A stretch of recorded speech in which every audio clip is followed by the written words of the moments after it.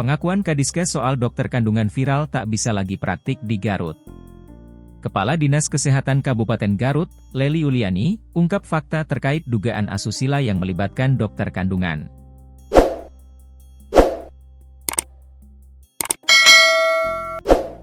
Kasus dugaan asusila dokter kandungan di Garut saat ini viral di media sosial. Kabar terbaru, Kadinkes Garut mengaku pernah menerima laporan kasus tersebut.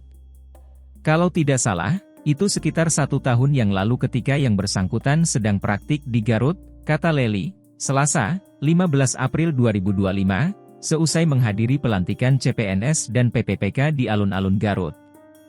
Menurut Lely, saat itu laporan tersebut sudah diselesaikan secara kekeluargaan dengan melibatkan aparat penegak hukum, APH.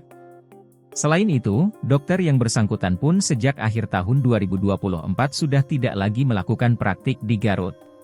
Dulu ada yang laporan ke Dinkes dan itu sudah diselesaikan, kalau tidak salah waktu itu memang sudah melibatkan pihak APH, katanya.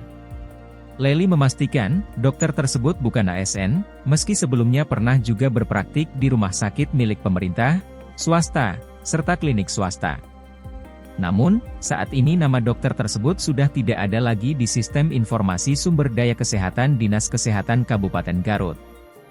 Karena itu, bisa dipastikan dokter tersebut sudah tidak bisa lagi praktik di seluruh wilayah Kabupaten Garut.